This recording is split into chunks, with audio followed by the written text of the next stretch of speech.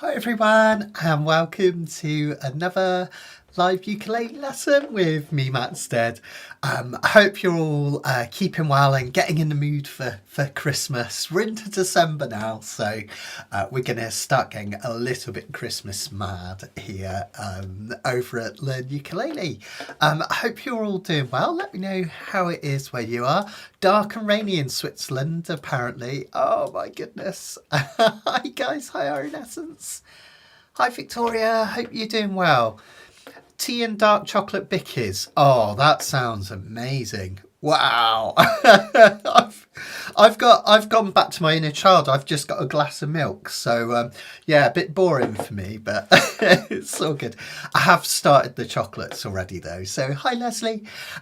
We opened the celebrations last week, and yeah, we've eaten about half a box already, which isn't very good. But hi Bunny, hope you're doing well. Hi guys. So we're going to tackle Vince Guaraldi's beautiful Christmastime Is Here today. Christmastime Is Here, and hence my Peanuts t-shirt, hence my Peanuts jumper. Weirdly, I actually put this on this morning, even without thinking about it. So it was obviously meant to be. So this is my favourite Peanuts hoodie. I'm a massive Peanuts fan. Charles Schultz. My grandma, when I was growing up, used to call me Charlie Brown because she thought I looked like Charlie Brown. So I've always kind of loved Peanuts. Vince Guaraldi, obviously amazing jazz musician. Hi Andrani, but his score for the Charlie Brown Christmas is just amazing. Hence why we're looking at it today. Just to let you know, we've got one more Christmas workshop as well. So this year, we've not just got today, we've got 2 Christmas workshops in total. And we're going to look at Silent Night in the next one. This is a really simple but elegant and in my mind quite beautiful arrangement of Silent Night. And it's going to be relatively accessible. So if you're just dipping your toes into fingerstyle or chord melody playing, this one will be nicely accessible. So do come along to that if you can. I did this one a few years ago, but I've smartened up the tablature and everything. It's all properly written out with sheet music and everything. So come and join me for that one if you can. Oh, thank you, Shaz. My milk has been upgraded to coffee. Even better. Thank you, love. So come along to that one if you can. We've also got our 2 Christmas canacapillas coming up. So we haven't got one this Monday coming because obviously it's the Christmas ukulele retreat next week. So I'm going to be busy with that.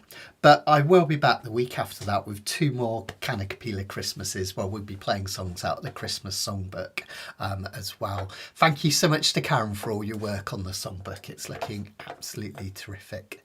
Quality Street, yeah. I remember, Karen, we used to get them in really nice heavy-duty glass jars or the old-fashioned tins, but they just come in a plastic tin now and there's hardly anything to them, is there? Well, 2:30 a.m. in Sydney, that's amazing. Are you yet to go to bed, or have you got up ridiculously early, Jerry? Hopefully you've yet to go to bed, because that would be seriously early, wouldn't it? Absolutely brilliant. Hi Derek, hope you're doing well. Hi Laura. Oh, it's doing that thing where it's making these comments tiny. Let's see if I can sort that out, and then we'll get cracking with Christmastime Is Here. Just whilst I'm doing that, just to let you know, we're going to be doing our lovely Christmas montage again this year. If you're new to learnukulele.com or you haven't done any of my stuff before, what we do is all my students, those that fancy taking part, send me a little video, a little kind of, it can be 10 minutes, it can be longer. Sorry guys, let's just see why this is, it's like miniature things. There we go. Maybe that'll do it. So you guys send me videos, 10, 15 seconds, 30 seconds, or playing half a song, and then we're gonna post them up in a video montage with some nice backing music and everything. So I'll put some details on Facebook in the coming days on how you can send me your videos and be part of it, and we'll play those at the final Canacapella. And if I can twist Karen's arm, maybe she'll record a message telling us how we've done this year, because Karen likes to tell us about the stats and where people are tuning in from and things like that, which is really cool. Okay, right, let's jump in with our song for today, if I can find out what I've done with it. Give me just a second. Where's that gone? Oh, it's in here. Fabulous. Sarah's a live lesson virgin. Don't worry, we'll go nice and slowly for you, Sarah. And if you get stuck with anything, do ask. That's one of the things that I always forget to say. If you've got any questions, big or small, let us know. Oh, Victoria's dad collected all the Peanuts comics. Oh, I love that. Fantastic. Oh, you should definitely search them out. See if they're up in the attic or something. That would be really amazing. Okay, so let's take a look at this one, right? Now, when you look at this piece of sheet music, it goes onto a second page as well. You can still download these links in the description. It kind of appears totally overwhelming. We've got some crazy name chords, things like a G flat 13, sharp 11. It's like, what?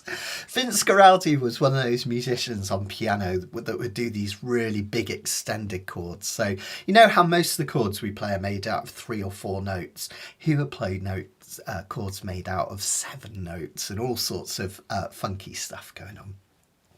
We're not going to dig too much into the music theory in terms of the chords, just because that's a whole other rabbit hole, and we could spend 6 hours talking about this song because there's so much going on. What I will say is it's in the key of F. In the bridge, the second part, which I'll talk you through, it transposes to D flat. I haven't changed it, so I haven't written down the key change in the treble clef, but just know we're changing keys there, and you'll hear it when we get there. It's really, really beautiful. It's meant to be played slow, this one, so don't go too fast with it. Take it nice and slow. And I guess I should probably play it to you, shouldn't I? Let's play it from the start so you can hear roughly how it sounds.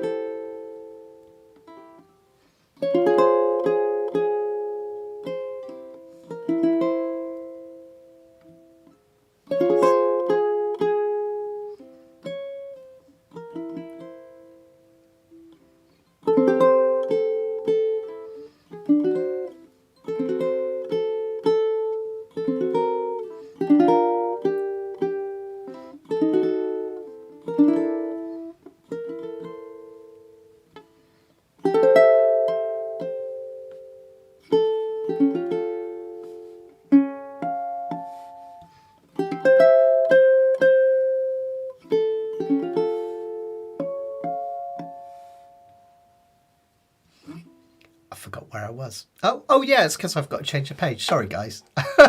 If you're really getting into that, I apologise.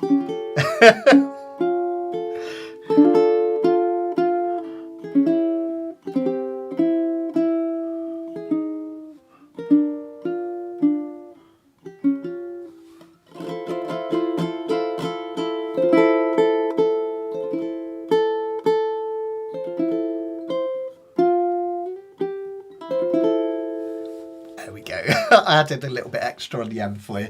Sorry, folks. I got to the end of the page and I was like, it doesn't sound finished yet. And then I forgot that there's a whole other page to play. But anyway, that gives you an idea of how to play it. It's a beautiful, beautiful melancholic tune, isn't it? I think sometimes those kind of melancholic Christmas ones, they really appeal to me. I think it's the kind of sentimentality of them. And I mean, the whole Charlie Brown Christmas thing is so beautifully melancholic, isn't it? It's, you know, when if you haven't watched it, they go out to find a Christmas tree and they look for the biggest and the brightest Christmas tree. And they end up finding this little tiny sapling that's like bent over, leaning over, half dead. And they celebrate around that. And it's just really, really magical. Hi Barbara, for when you watch the replay. Hope you're doing well. Laura cut and pasted it to one big page. That's a really good idea, actually. Yeah, I'll show you another way you can do it as well, where you don't have to flip the page. There's another way where you can kind of just repeat a verse. So I'll show you that. I'll show you that in a minute. But isn't it gorgeous? This was one of the first ukulele tunes that I learned to play chord melody with. Way back when, someone posted a version on Ukulele Underground, which is a really cool ukulele forum. It's still going, but I think it's not as kind of as big as it once was. But I've always loved this. So this is kind of like my version of it, basically. So let's take a look at what's happening. Remember, we're on tablature. So remember, everything is going to be upside down. It's that awkward thing, right? So the bottom line of tablature is your G string. Next line up is your C string. Next line up your E string, and next line up again is your A string, okay? So imagine your eyes are looking down towards your strings. The first one you'd see is that G string, hence why that's the bottom line on your tablature. Okay, now the other thing to say about this one is, even though there's all those difficult chords, most of this piece is played using chord shapes that are really, really easy peasy lemon squeezy to do. So don't be intimidated by this at all. And if you don't get all of it, that's fine. I'll show you some ways to kind of to kind of help you with it. The other thing to note is we're in 3/4, so this is a waltz. 1, 2, 3. 1, 2, 3. A very slow waltz. Let's have a look at a few musical directions before we actually play the first line. Can you see over at the top there's a P in bold? That stands for pianissimo. Or piano, actually, because it would be double P for pianissimo. That means we're going to play it quietly. There's also a little word next to it called rubato, and that means that you can kind of be quite flexible with the timing in this intro. So you don't have to get every kind of piece on the beat. You can make it sound stretchy and lovely and really eke it out, which is great for us uke players because it means we don't have to be like dead on the money with everything, which is really good. So we're opening up with an F major 9 chord, a really beautiful sounding chord. It's basically an F with a G added to it. See, these chords, you know, they have all these fancy pants names, but that's basically what's going on. And the way we play that is we go right up to the 5th fret, see my dot here, and we put our middle 2 fingers on the 5th fret of the G and C strings. And then our first finger just sits back here where you would play a C chord on the 3rd fret of the A string. And for this one, in terms of technique with your strumming or picking hand, you could do this kind of Pima style, like so. But I like to keep this simple. It sounds really nice with a simple, slow drag of the thumb, which is really, really nice. Hi, Effie. No worries. You made it. You made it. And I love it too. So we can just do a simple drag of the thumb. Just one little thing on technique here. Just let me move this a sec. Notice that as I come down and I drag my thumb down, a couple of things are occurring. You've probably noticed I'm obsessed with 45-degree angles. We've got a 45-degree angle this way. We've got a 45-degree angle of this arm. We've also got a 45-degree angle with this thumb. So it's not totally vertical, which would be like that, right? 90 degrees to the strings. It's not flat because that will mean that you use the kind of hangnail part of your nail. You know that bit that gets rough sometimes, and that will cause you to jump over the strings. But a 45-degree angle will give you a lovely smooth strum. Even if you've not got a long nail like mine, it will still sound really sweet. Notice I've got a bit of an arch on my arm, and that's going to stop me, especially when I'm wearing a big sweater like this. It's going to stop me muffling the strings, all right? So that's all I want you to do in terms of the thumb pick. Just drag down like so. So let's bring that sheet back up and we'll have a look at the intro in its entirety. So, oh, sorry guys, let me make that bigger. I've got one of these, I think I might have to just attach an old style mouse to my computer. I've got one of those Apple, you know, the Apple mice, and they're really great, but the only trouble is, if you accidentally move your finger across it, it thinks you're trying to scroll, so it makes things bigger or smaller, which can drive you mad sometimes. Anyway, enough of my woes. So this is our first chord, 2 fingers up here, 1 finger up here, and we're just going to strum down. Okay, all the way. Really nice and slow. Beautiful. Now I'm going to talk to you about the harmonic note that follows it, the 15, in just a minute. But let's just have a look at the next chord first.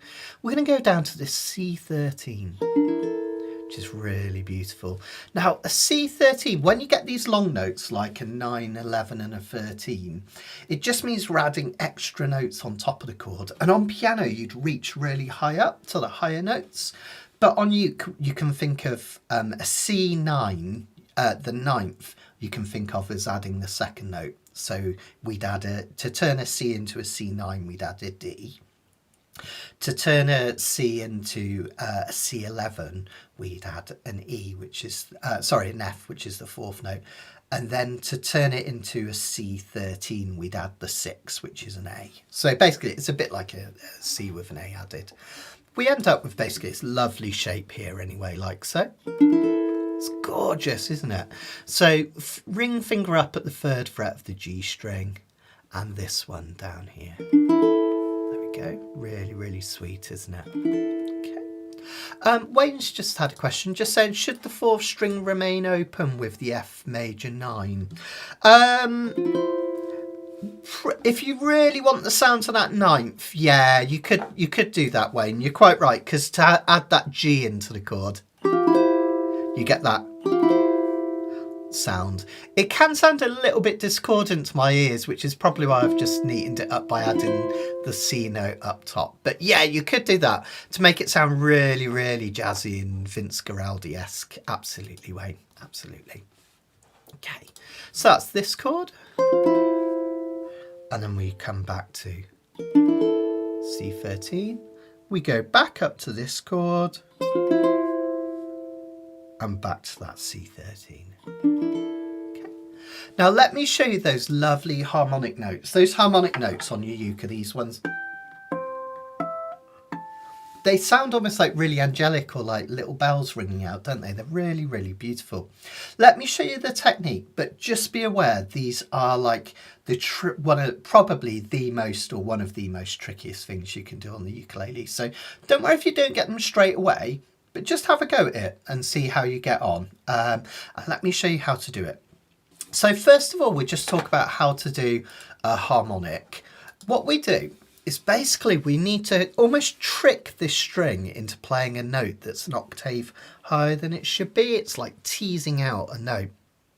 And what we do for a normal harmonic, if you like, is we touch the string at the 12th fret. The reason I'm tipping my uke is so that you can really see those 2 dots which mark the 12th fret. A lot of ukes will have 2 dots at the 12th just to show you you're in the right place. Otherwise you can work your way up from the 10th, which has a gap or 2 before it, and go up from there. On a lot of ukes it's where the body meets the neck. And what you're going to do for a normal harmonic is just pick the string with your thumb. With this hand you're going to put your finger on the string, but don't press. You're literally just going to put your finger on the string, so you're just touching it. And then notice that it's over the metal of the fret. It's not where we would normally press, which is in between the metal. It's physically over the metal of that 12th fret. And if you just try picking the string and then taking your finger away, you should get this nice, lovely harmonic note. So a normal G would sound like this.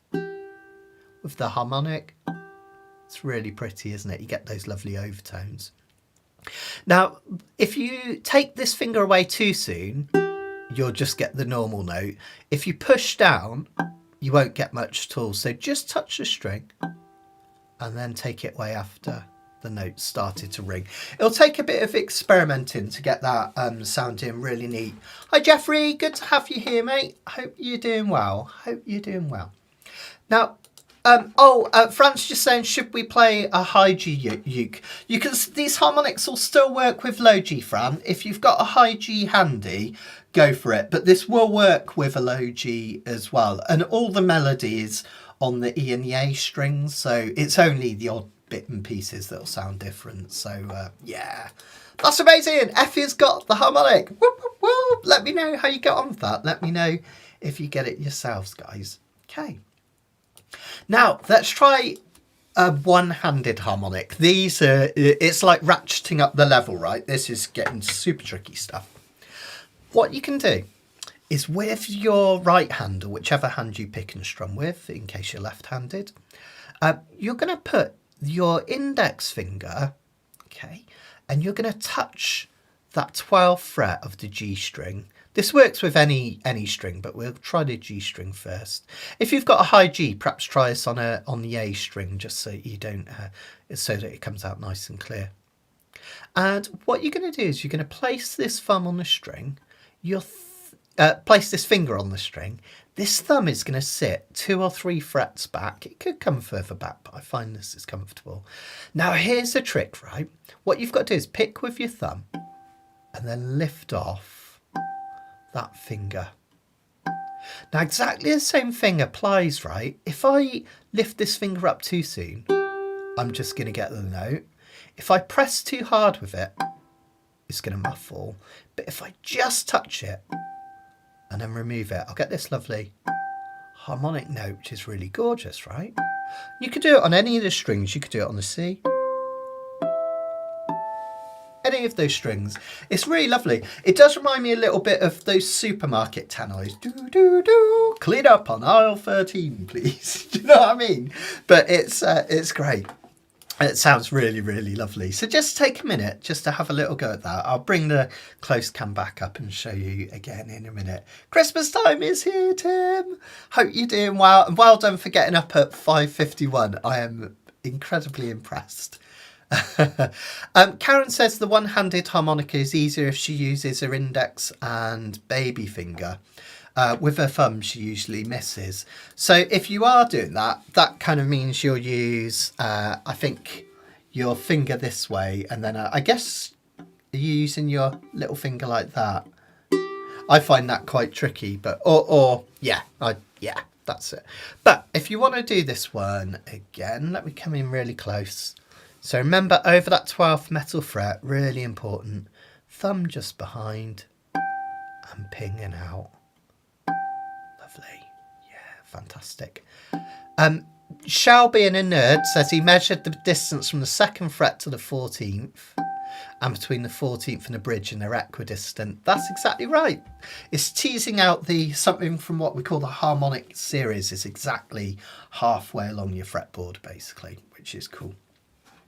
That's all right, Joe. I think the one-handed method is even better if you can do it anyway. I think that's a fantastic thing to do, so don't worry. I get it, Karen. I'm just not very good at it. So, yeah, that's cool, though. That's cool. And Rebecca's just been shoveling snow. I told you it's getting Christmassy. Hope you warm up soon, Rebecca. Okay, so let's have a look at something else, right? So this is... Oh, well done, Sarah. Yay. Love it. You're part of the family. Love it. Love it. So what we need to do is show you one more thing. And this is really, really going to help you with the whole song. Plus, you can use these harmonics for anything, right? Now, notice a couple of things, just ever so quickly. Notice that first note, if I bring it down, the actual note itself. Can you see how it's kind of a diamond shape rather than your normal shape? So see how the notes in these last couple of measures, they're kind of your typical squished circle, aren't they? But on those harmonics, they're diamonds, and that's how a harmonic is noted. So if you ever see a diamond note head, that's what's going on. It's the harmonic. Now, the other thing to notice is that the harmonic is being played at the 15th fret of the A string. So here's our A string, and you can count along past 12 until you get to 15. So you'd have 12, 13, 14, 15. A lot of you will have another dot on that fret, and you're going to be on the right hand side for it. Now, here's the thing. The reason being, when you've got a finger on your string this end, it's shortening the length of the string, right? The string that's vibrating is 3 frets shorter because I've put my finger here. Makes sense, doesn't it? Here it would be a bit longer, here longer, and that's the longest it can go. So I'm shortening the length of the string. And remember what Shell was saying, that harmonic is exactly halfway along the string. Well, what we do, if we've got our finger on the 3rd string, we have to play that harmonic at the 15th string, because that's 1, 2, 3 past the 12th fret, 3rd fret, 3rd past the 12th. So that's what we're going to do. It's that one-handed harmonic. We're going to do it on the 15th fret of the A string. We're going to just touch the 15th metal fret. Don't just touch the string, don't press down. And then your thumb's going to pick and off. Now, if you find that too tricky, the cool thing is you can also just literally put your finger on the 15th fret and play it as a normal note. It'll still sound really pretty. It just won't quite ring out as much. But if you want to do the full version, it will sound like this. And then I just come down here and I can play that. Neat, right? And that's how those harmonics work. So if I was playing harmonics on, let's try the C string, for instance. If I had no fingers down, I would play it at the 12th fret. To get this harmonic where I'm playing the 1st fret, I do it at the 11th. To get this one, which is the 2nd, I do it at the 14th. So however many frets you go with this hand, you have to go past the 12th fret this way. And I learned it's really cool because you can even do it to chords. How cool is that? You just have to work how much past the neck you are, basically. So that's how to do the harmonics. Like I say, incredibly tricky, and this song sounds beautiful without them. So if you can't do those yet, keep practicing them, but don't sweat it. It'll still sound nice, right? So let's complete this intro then. Once we've got this, we're really setting sail. So 3rd fret here, 1st finger, 2 fingers up here. We're going to strum down with the thumb. Then we're going to do that 15th fret harmonic whilst we leave these fingers where they are. So strum. And the nice thing is your chord's still ringing out. Then we go down to this chord that we were doing before, this lovely C13. And because our finger's on the 2nd and 3rd frets, we need to play the 14th and 15th frets for the harmonics up here. Okay. Again, if you struggle, you could just play the notes. It will still sound really sweet. But with the harmonics, isn't that nice? Then we go back to where we started with this lovely F major chord. Again at the 15th for the A string. We come back down, and this time, because we're doing the harmonics on the E and the A string, we're back to the 12th fret because they're open. Now again, remember you've got that rubato feel here, so you can basically take as long as you want. Don't rush it. Literally strum a chord. Whoops! Help if I strum the right chord. Get your finger ready, and then when you feel confident enough, try that harmonic. And again, take your time. This is just setting our scene. Take your time. And And again, you can go back to other chords as long as you want. Up here. And then back down. Now we're into the music properly, the lovely. And you'll be relieved to know that if you found those harmonics hard, this bit's actually really so much easier, which you'll see. So fantastic. Karen's just saying for the first bars you have to do it one-handed because you're holding down the previous chord. Yeah, exactly right. Yeah, exactly right. That's it. That's it. You've got to keep your fingers down because of what I was saying about how far past that 12th fret. You've got to play. You got it. So now we go into this lovely, beautiful F major 9 chord with that open G. You'll hear it now, Wayne. We've got that open G here properly. And it's just an E minor shape. It's literally just an E minor shape. But notice it's taken right up to the 7th, 8th and 9th frets. And you can see there's a gap of 2 before your 10th fret, which helps you make sure you're in the right place. This is beautiful chords. You're just going to strum it all the way with your thumb. Notice the 2 notes that follow it are here. It's the 8th fret of the E string. It's a C note. We could play it here, but it's a lot easier to play it here because our fingers are already there. So we strum and just pick that E string twice. That's your Christmas time. Then take away your finger for this open A. And as you're hitting that open A, bring 2 fingers back here, 1st fret here, for this gorgeous E flat 13 sharp 11. It's hard enough to say, right? Luckily it's easy to play. And we just strum all the way. And that's really gorgeous. Now you've got a little bit of time to work your way down like this.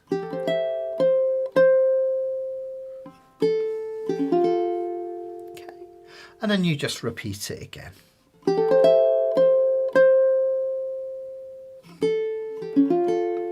That's the most important part of the song, and that repeats all along.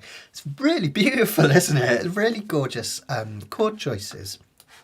And Victoria's just saying can do the harmonic at the 12th, at the 15th and 12th, but not the 14th. It could be Victoria that you just need to move your finger fractionally up and down on the ukulele. It's something I should have mentioned with harmonics because not every ukulele is 100% accurate where the frets are laid. That's why some ukes have what we call better intonation, that they play better up the fretboard in the same key than others. You might find that you need to just experiment moving that finger backwards and forwards so it's not directly over the metal fret. It might be slightly to the left and to the right, and you might find you can tease it out a little bit better. Also, some ukes, not necessarily whether they're better or worse, but some ukes are easier to do harmonics on. The bigger the uke, the easier it is to tease the harmonic out. And also, if your uke is a very bright uke, like this one's spruce top, the harmonics will have more of a kind of angelic sound than if you've got, say, a hardwood top like mahogany and acacia. So just something just to know. It might not even be you. So just give it a try. Yeah, for sure. String feels slacker. Yeah, I'm not sure. Oh, it's probably because it's the C string, isn't it? The 14th one, Victoria. Yeah, you could replace it just by hitting an open E harmonic at the 12th fret or an open A harmonic. That would be fine as well. Because all we're really doing is just doing a note from the chord. So if you find it easier, what you could do, when you go to this one, instead of these two, they're just arbitrary. It's just what I decided. You could just hit the A string, which sounds really beautiful as well. So that's another alternative option to try if you want. Let's go back then and try these. Try the main part of the song, the last 2 measures of the first line. Notice it says a tempo, so that means we've stopped the rubato. We're going to be a bit more careful with our timing. 1 and 2, 3 and 4. So notice that last note, that open A, comes on the and before the... I said 4, but I meant 1 before the next measure. I'll show you what I mean. 1 and 2, 3 and 1. 2, 3. 1 and 2, 3, and 1, 2, 3. Okay, you don't have to be too much of a stickler for the timing. It's jazz anyway, right? Let's go. You don't have to be too crazy about it. So next up, we've got this chord, which is commonly called a B minor 7 flat 5. That's actually a long way of writing out what's a half diminished chord. It's a type of diminished chord. Because we've added a melody note to it, it ends up looking like a D minor.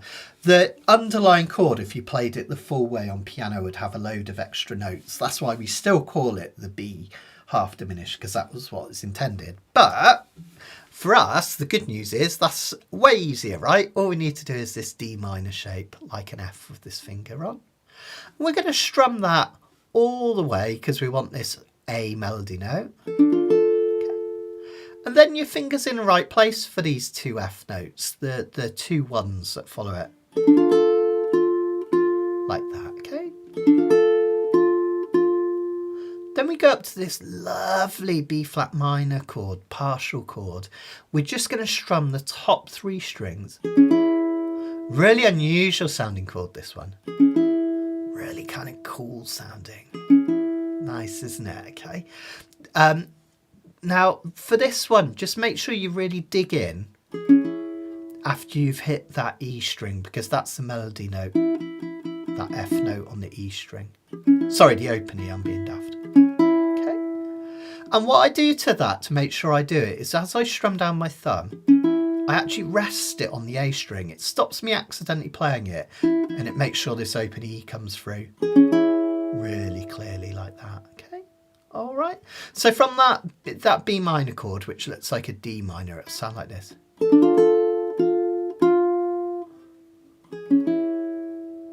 Then we put this finger on the 3rd fret of the E string for this A minor 7,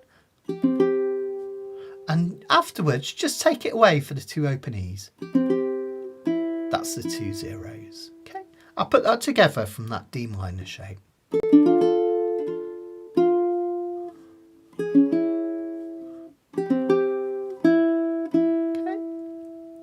And then we've just got this 1st fret, and the 3rd fret's this shape here.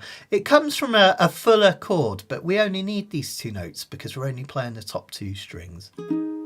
Again, dig in. This time you'll rest your thumb or its nail on the E string because we're just playing the top 2 notes. And that's because we want this note here, this E flat coming out. Then we flip around to what looks like a B flat chord. We're only playing the top 3 strings, so you don't need to do this or anything, just almost like an E minor that's been moved up. And we hit the top 2 strings physically, then just the E string. Notice that I don't have to move my fingers. All those notes are in the right place. Just got to hit the right strings. Then we've got another chord where we've got 2 fingers at the 1st fret. This time they're on the middle 2 strings. And then we've got that F major 9 chord again. This time we're going to play it by playing the 5th fret, the 4th fret and the 3rd fret. Sometimes even though it's not the melody note, sometimes on this chord I'll break my own rules and I'll just hit the A string as well, just because I like the way it sounds. It's slightly discordant, we get this. Okay. Or you can be a stickler and just strum the top 3. Okay. So what I'm going to do is I'm going to play through this opening section, and believe it or not, by the time you've done this, you've got about 70% of the song because this bit repeats itself several times. So you've got most of the song just with that. Amazing, right? And we can add some bells and whistles to it afterwards. Okay, right. So I'm going to go from where it says a tempo, and I'm going to do that 1st verse really slowly. And I'll talk you through it as we play. So we're going to go below tempo, really nice and slow. Come in with me after 1 and 2 and 3 and 1 and 2 and 3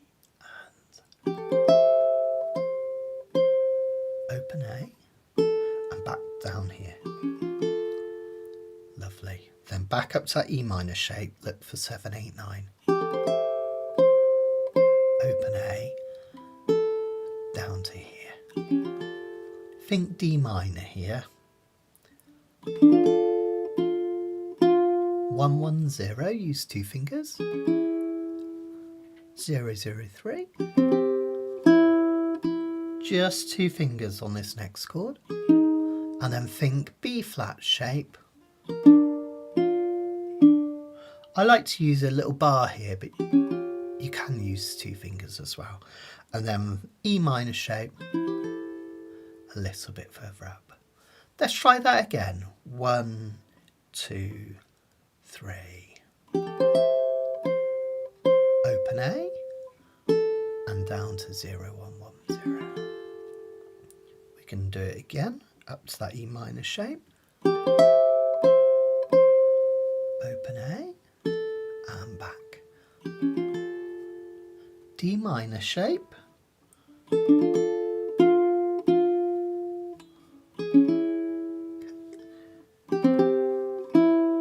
1 and 3, and then B flat shape,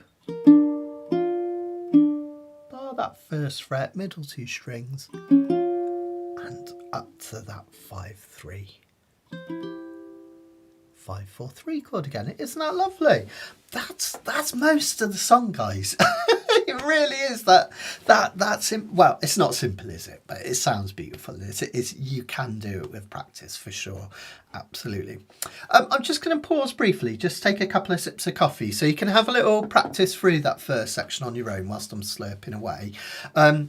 But also, if you've got any questions so far, ping them in the comments, and I'll have a scan down now whilst I'm slurping. Excuse the noises, and let me know if you've got any questions, or let me know if you managed to do that.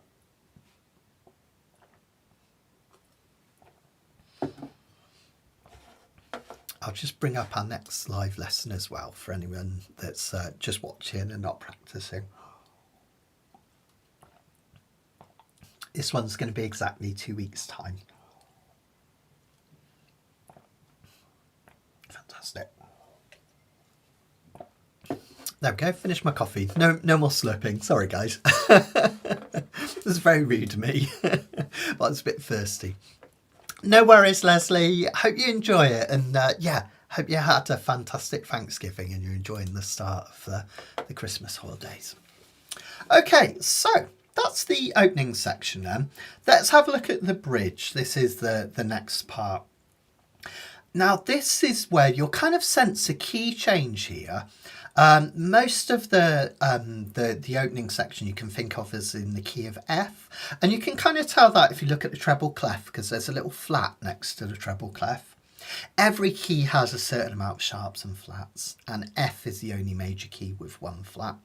You can also think of it as D minor. It does have a melancholic feel, so you could think about it as in the relative D minor as well.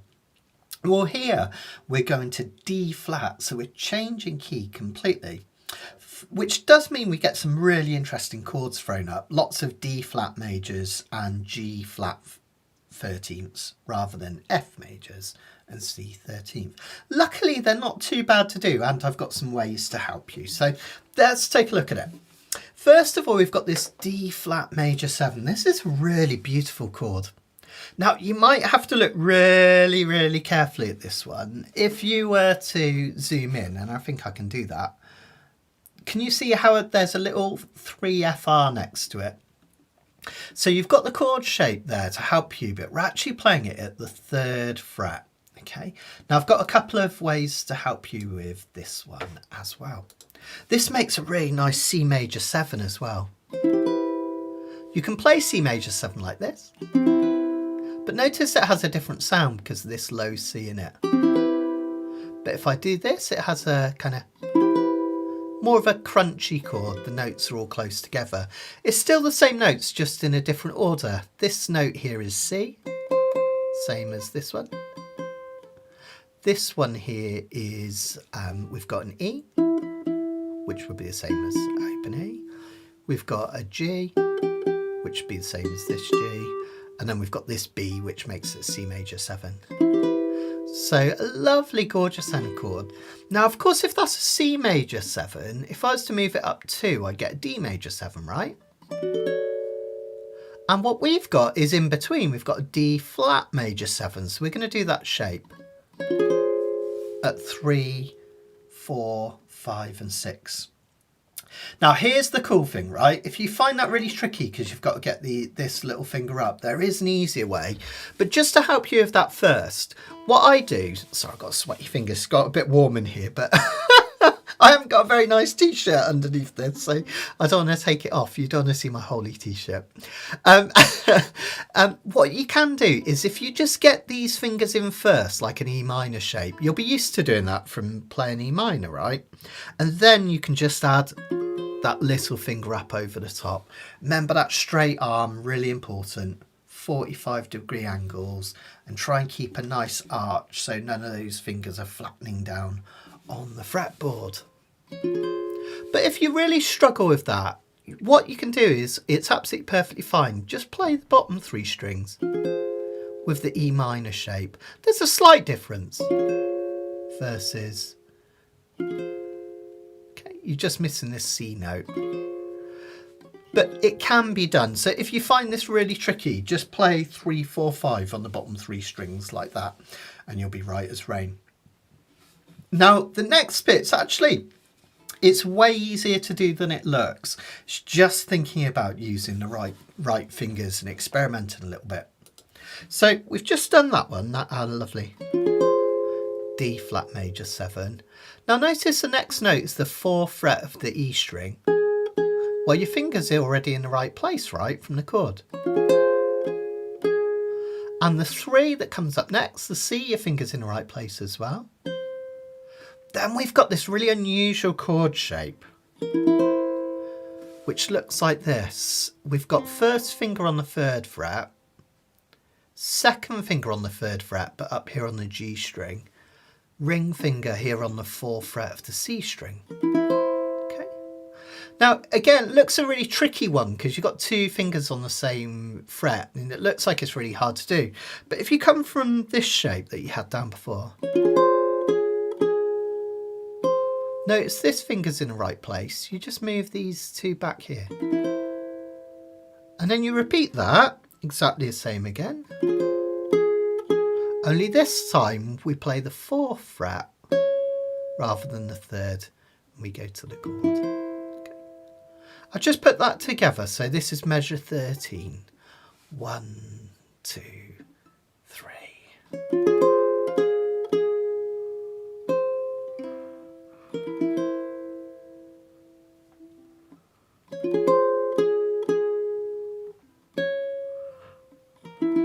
Okay, not too bad, right? Once you look at it, again, it's one of those things, just thinking about moving your fingers in the right place.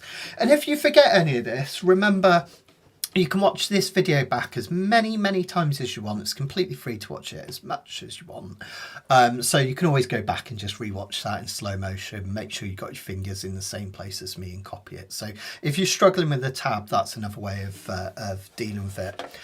Brian was just asking if I've got a baritone chart. I haven't for this one, Brian. I might do one eventually if I can. But what I would do, Brian, in the meantime, is play the tablature exactly as it's written on your baritone. You'll be in a different key from me, but it will still sound really lovely. I often do that rather than transposing everything and thinking, okay, what's that chord? It's 4th below or whatever. I'll often just play the tablature exactly the same on the baritone as I would on the tenor. And I've done it many times, so I know it sounds glorious with this tune. So you can do that, and then it's only the chord names that would change basically, and the notes, the tablature can remain exactly the same. So that took us up to kind of halfway along measure 13, 14, 15 on this line down here. Now there is another little cheeky harmonic here after you've done that unusual G flat chord here. And again, it's the 15th fret of the A string. And the reason being is we're playing the 3rd fret here, and we've got to go 1, 2, 3, past the 12th fret. And if you do your harmonic there, whoops, see, mine aren't always perfect. There we go, you'll get it. Oh, it's because I had the finger in the wrong place. That'll be why. And you'll get that nice harmonic there, okay? You could just leave it out, or you could strum. You could fill it with all sorts. You could just hit the string. Okay, so all that note is doing is just filling a little bit of space. So I think even when I did the demo, I think I forgot to even play that harmonic. So it doesn't make a massive difference, but you can give it a go if you want. That takes us to this next section. You've only got to learn a few more chords and you've got the whole song now. This next bit is based on an A minor 7, but we're playing it in an unusual way. We've got our last two fingers down here on the 3rd fret, E string and A string. And I use my first finger up here on the 2nd fret of the G string. And I hit it. It's kind of quite an unusual shape, isn't it? And then I just lift this finger off for the A notes. If you're playing a high G, you can also get those A notes there, so you can actually leave that where it is. And hit the A notes up here, because we've got G, G sharp, A. Notice though, I think an open A has a much nicer timbre tone to a closed A. It just does on most uke's, just because of the way it rings out. So that's the reason we're playing A down the bottom. That again doesn't really matter. Is it? They say your mileage may vary. And then for the next one, because I'm in the habit of doing this shape, which is a jazz chord, I play it a lot in jazz music, which is barring the whole of the 1st fret, middle 2 of the 2nd fret, 3rd string of the 3rd fret. You can do that, but actually it's way easier. So don't copy exactly what I did in the demo without thinking. We'll do that A minor bit before. From here, what you can do is just move these fingers back and create what I call a waterfall of fingers. So you've got 4 fingers down. And notice it moves quite naturally from that chord shape here. You could just move that back, those back in like that. And then for the next one, what I do is I move this 2nd finger up here and I get this unusual D7 shape. It's based on a Hawaiian D7 chord. Now, this is really, really important. You can do this all sorts of ways, but the reason I do it this way, or the reason I recommend you do it this way, is that you can move that easily. And when you do the next chord, you can drop this finger down here, this 1st finger. Okay, like that. And then you can go to G minor from there, which is nice and easy. The reason I say that is if you don't do it that way, and you do this like I did, and you use those 2 fingers, for the next chord, then you've got to swap everything around, which is really awkward. So I'll do that one more time. I know I'm going uber detailed here, but I'll just show you one more time.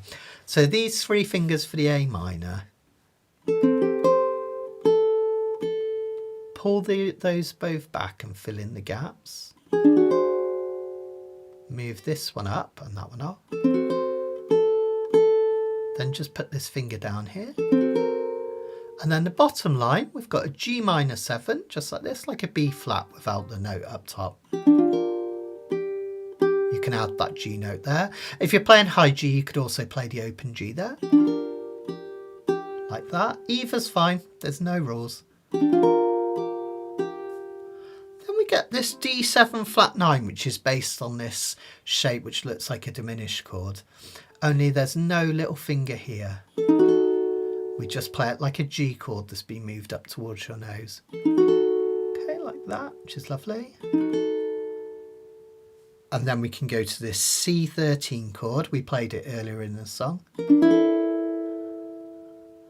And then you can also play that C13 here by barring the 3rd fret and putting this one down like a C, like an A7 that's been moved up for a C7, and this one here. It's called the C13. Now, again, this is me just showing off a little bit here. You don't have to do that chord. You could just go.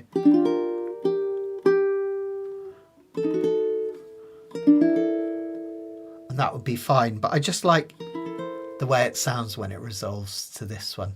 If you want a similar thing, you could just put your little finger down for that C note, which is also really, really lovely. Now guys, that's it. That's the bridge done.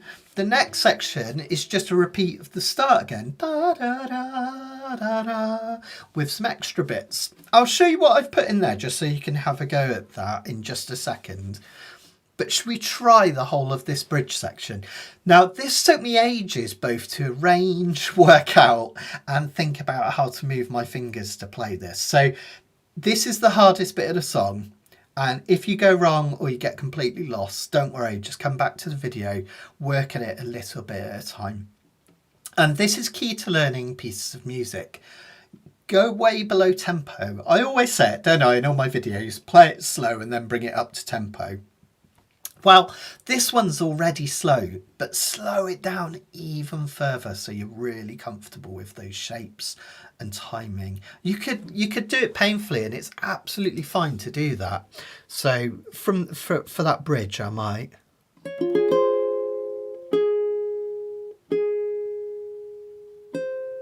give myself time to think about those fingerings, right? And again, you might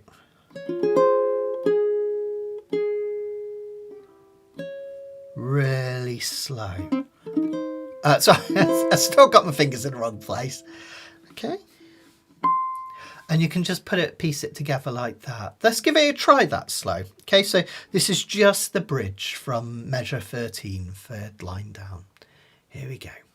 2, 3.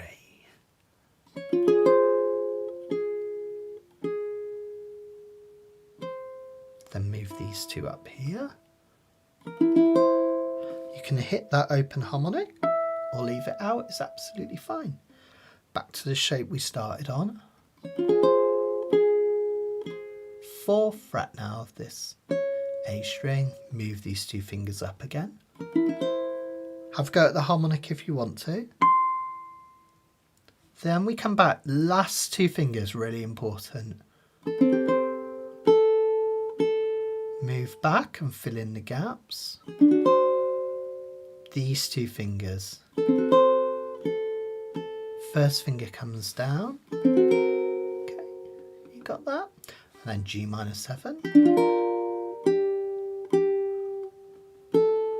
G shape up towards your nose. And if you want to, you can also add this C13 in here. Like that. Then we're just back to the start again.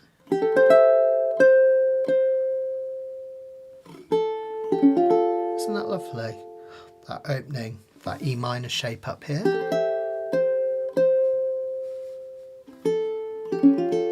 Now you notice I've just added in a few extra notes here. And the only reason I've done that is this is the common thing as an arranger, and when you start making your own arrangements, which some of you have already, you'll start to think about these things.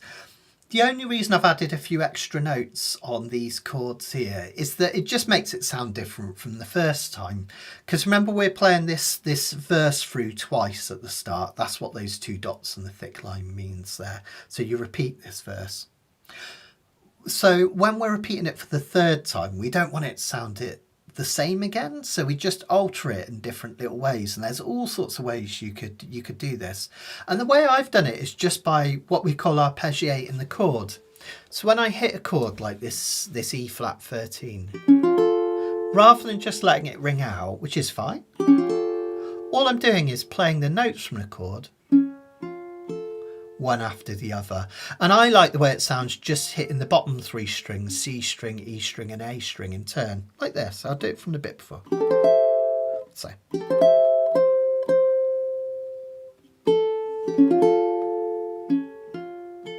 See how it just fills in. And I keep that really light because the main melody is da da da da da. And that's like a little tease in the background. And we do it again. Going into the next page.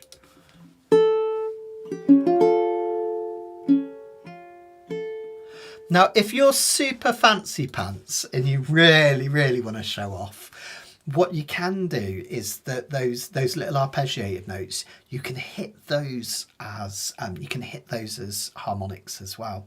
All right, which is really, really nice. Now, if you wanted to do that, remember we've got a finger on the 1st fret on these middle 2 strings. So if I was doing a one-handed harmonic, I wouldn't do the 12th fret, I'd do the 13th fret. And when I do the A string, I go back to the 12th fret because there's no finger on that, is there? So I get this 13, 13, 12. That sound like this.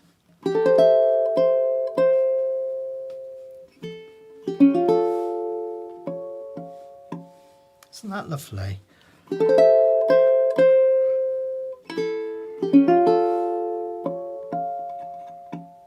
I missed that last one.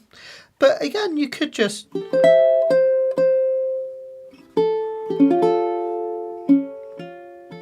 Okay.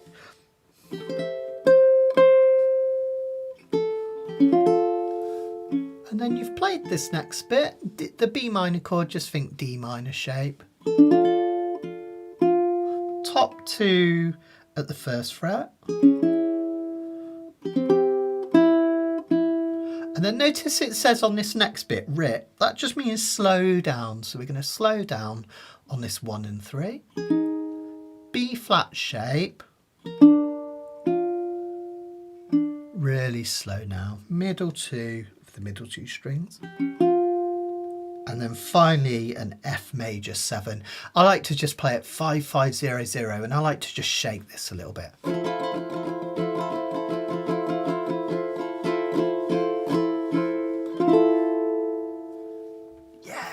There we go. I like Shell's got a nice story here. A story about a student who asked Master, what do I do after I've learned to play this slow? The Master's reply, play it slower. I love that. That's really good. Yeah. It's all about getting the confidence and getting the timing, and then you can bring that tempo up. All the kind of, you know, complex, you know, fast stuff that people do.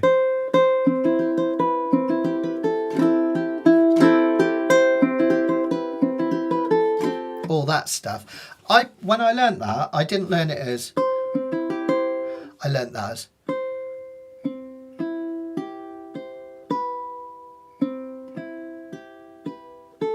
And that's the way to do it. And just gradually increase it a little bit each time. It's a good way of doing it. I love the other one that says, what is it? It's the guy that says, Master, I've practiced this 1,000 times and I still can't do it. And the Master says, well, practice it another 1,000 times, which that's another good one as well. So yeah, slowly, slowly catch a monkey. Exactly. Yeah, exactly. You got it. You got it. Thanks, Robin.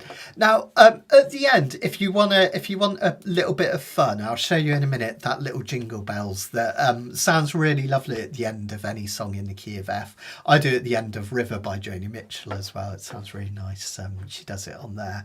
Just before I do that, I just wanted to make a note because you know how when I did the demo, I completely lost my way because I forgot there was a second page. If you're playing this and you haven't got the 2 pages and you haven't got a machine to click and scroll and all that stuff, notice that the last bit from measure 20 onwards, measure 21 onwards, that's exactly the same as this bit.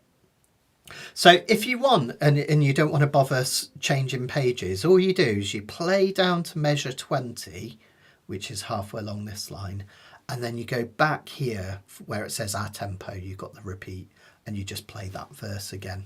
So you don't have to have that second page if you don't want. I just wanted to put a writ on there so you could see how we play it slower the second time. But yeah, that's it.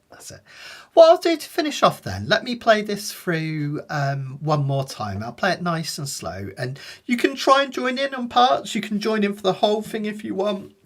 You can practice just strumming these chords, practice just the melody, or just have a listen and see how it sounds. And I'll just do it one more time, and then what I'll do, oh, thanks, Sarah. What I'll do is I'll at the end I'll do a little Q&A, just so in case there's any questions or anything.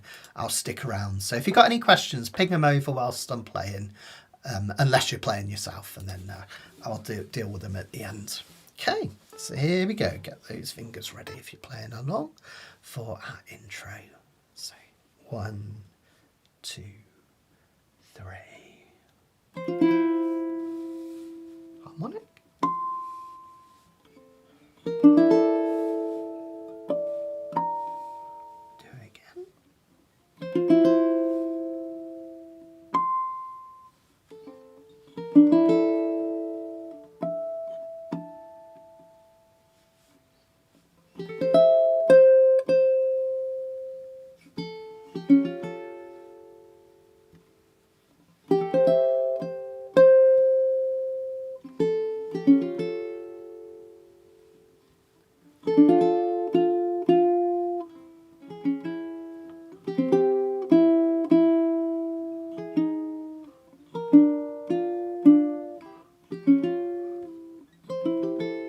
Repeat that verse.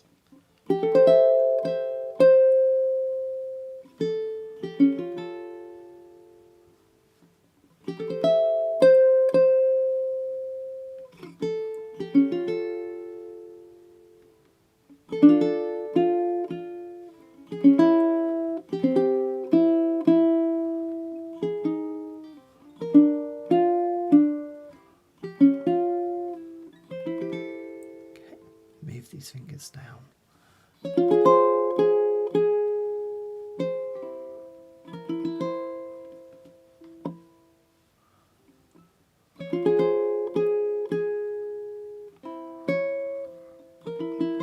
Harmonic if you want.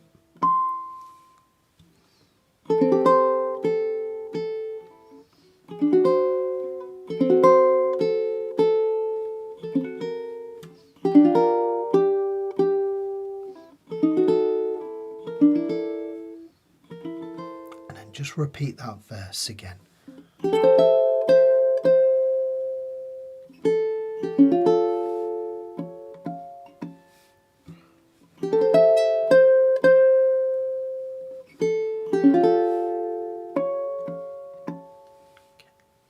we gotta slow it down now. I'm really slow.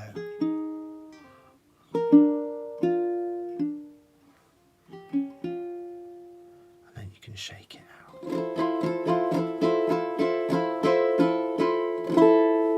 Yeah, lovely. Well done, everyone. If you wanted to add that last little bit that I did in the demo, the little it's basically jingle bells. What you do is as after you hit that last chord, you can play the open A string twice. Jingle bells. I told a lie 3 times, and again. One more time. And then the notes here, I've got a C note here. I could also play it up here, whereas F, G, that's 1, 3 on the E string. And then I'm back to this chord. So you get this.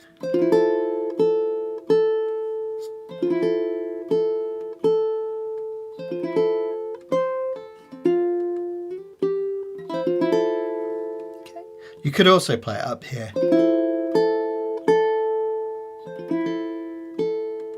C here, F here, and back to that chord. Again, it's a bit like we were talking about earlier. I just like the timbre of the notes played lower down the fretboard. So there we go. I hope you enjoyed that. Hope that was fun. And yeah, hope you enjoyed yourself. And hopefully I will see some of you guys at the retreat very, very, very, very soon, which will be fantastic. So I know we've got several of you coming along. You should have got an email yesterday of your songbooks and your schedules and everything as well. So take a look at for that. The reason I say that is I think Mr. Ukulele Plucker, I won't say your surname in case you don't want anyone to know, but I think that's a rather handsome Alistair there, isn't it? With his ukulele next to the tree. I think it is anyway. But yeah, I'll see you next week, mate. Looking forward to it. Thank you, Effie. Thank you. Really, really appreciate it. Thank you. Oh, Sarah, it'd be great to have you there. We need you for our open mic, if nothing else, which would have been amazing. But we'll get you along again, won't we? So yeah. And thanks, Karen. Yeah, if you enjoyed this, if you want to hit the thumbs up on YouTube, that would be absolutely fantastic and much appreciated. If you're not a member of the website, come and join me. Learnukulele.com. There's 10 courses on there.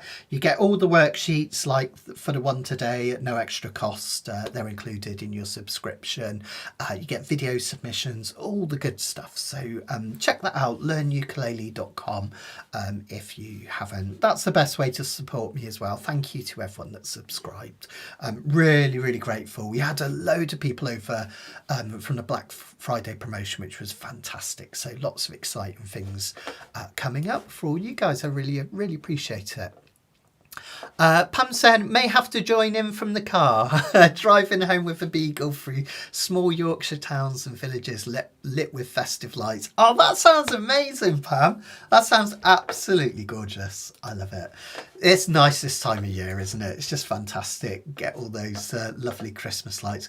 We've put them up here already. We've got our Christmas lights outside, and we've got our Christmas tree up as well. Thanks, guys. Thank you. Hopefully from the retreat, I'll do what I did in the summer one, and we'll have some highlights as well. So I'll try and get a song from everyone's set in the evening.